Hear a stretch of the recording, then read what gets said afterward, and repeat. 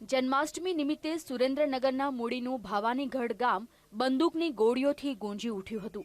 ગામમાં જમીનની બાબતમાં બે જૂથો વચ્ચે ઝઘડો થયો અને વાત-વાતમાં ગામ યુદ્ધ મેદાનમાં ફેરવાઈ ગયું। આ જૂથ અથડામણમાં 15 જેટલા વ્યક્તિઓ ઘાયલ થયા અને 2ના મોત થયા છે, જેમાં એકનું મોત બંદૂકની ગોળી વાગવાથી થયું તો બીજાનું ગંભીર ઈજાઓના કારણે થયું। આજે બંને મૃતકોની અંતિમ વિધિમાં ગામમાં શોક છવાયો હતો, જ્યાં ચુસ્ત પોલીસ બંદોબસ્ત વચ્ચે મૃતકોની અંતિમ વિધિ કરાઈ હતી। ફાયરિંગના બનાવો બનેલા છે અને અત્યારે ટોટલ પોલીસની કાર્યવાહીમાં 42 વાહનો ડિટેન કરેલા છે, 13 આરોપી અટક કરીને અત્યારે કસ્ટડીમાં છે અને સાથે સાથે એસઆરપી, લોકલ પોલીસ બંદોબસ્ત અને પોલીસ અધિકારીઓ સાથે પોલીસને જે બંદોબસ્તની કાયદો અને વ્યવસ્થાની પરિસ્થિતિ જાળવવાની હોય છે તમામ કાર્યવાહી ચાલુ છે।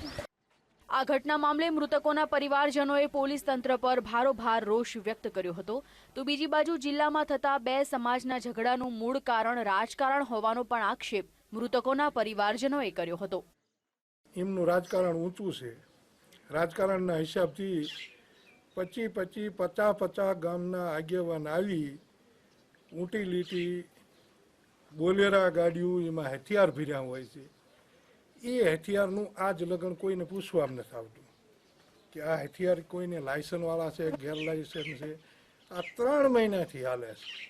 આ જૂથ અથડામણમાં બંને જૂથોના એક વ્યક્તિએ જીવ ગુમાવ્યો છે, ત્યારે હાલ તો પોલીસે બંને પક્ષે કુલ 125 વ્યક્તિ વિરુદ્ધ ફરિયાદ નોંધી 15ની અટકાયત કરીને વધુ આરોપીઓને પકડવા ગતિવિધિ તેજ કરી છે।